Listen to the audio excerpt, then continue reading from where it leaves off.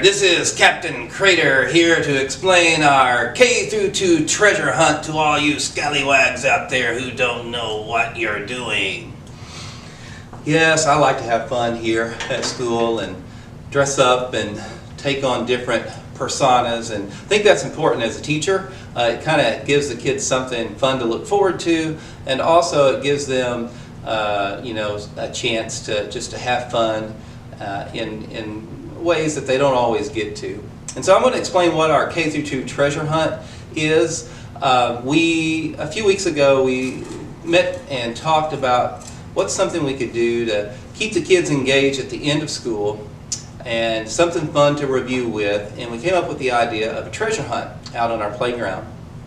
And so what the treasure hunt involves is small groups of students going out answering questions. Once they answer questions, they receive a piece of the treasure map. That piece of the treasure map will lead them to a hidden treasure that's on the playground somewhere. Once they collect all of the hidden treasure, which there are 4 pieces they collect, they get all 4 pieces of the treasure map, they put that map together, and then they use that knowledge to find the buried treasure that's somewhere hidden on the playground. And once they find the buried treasure, they all get some of Captain Crater's gold, which I don't like giving away, but so far this week all the kids have managed to get some of my gold.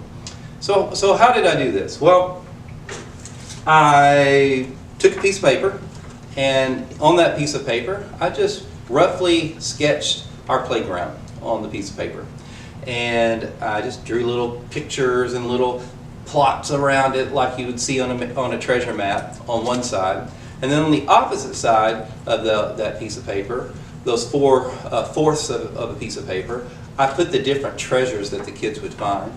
And so what happens once the small group goes outside, I explain what they're going to do, and then they have to answer 4 questions, either reading or math questions, and these are review questions to look at topics that they studied this year.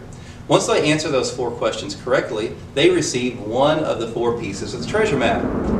As they receive one of those 4 pieces of the treasure map, they find out, where it's located on the playground, where the mystery treasure is located on the playground, and then on the back of the piece of the treasure map, it shows them what they're looking for. And in this case, it's a little rubber ducky.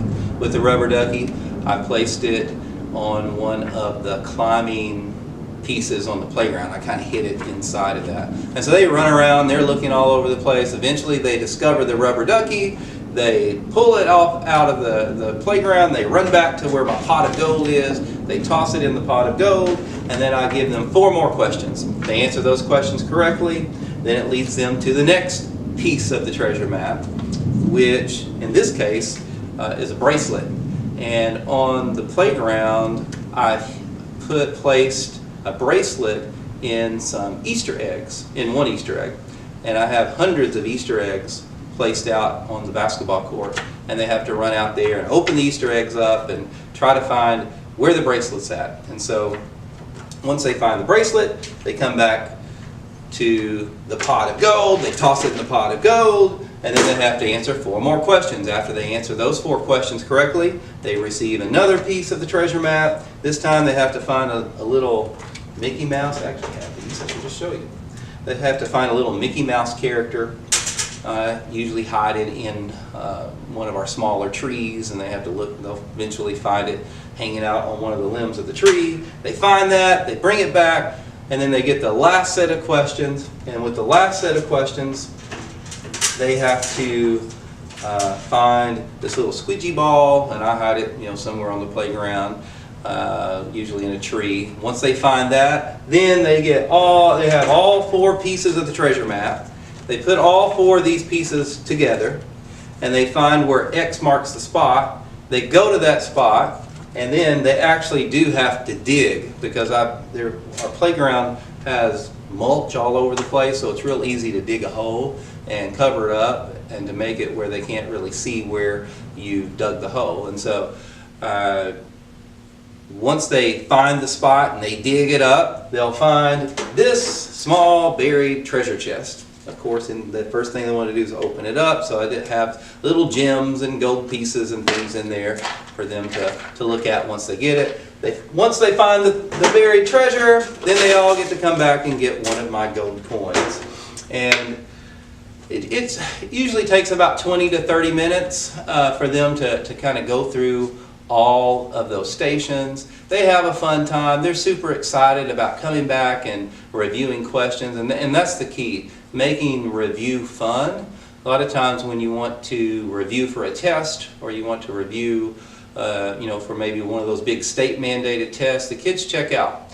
And so this is a great way to review topics that you've taught in a fun way that'll keep kids interested in actually trying to answer the questions correctly, because they have some goal that they're working toward, and then they win something too, which is a little plastic piece of gold. The one thing I would change if I do this again, which I will do this again, is instead of plastic gold, they want the chocolate gold pieces. So next time my pot of gold will be full of chocolate gold that they can eat.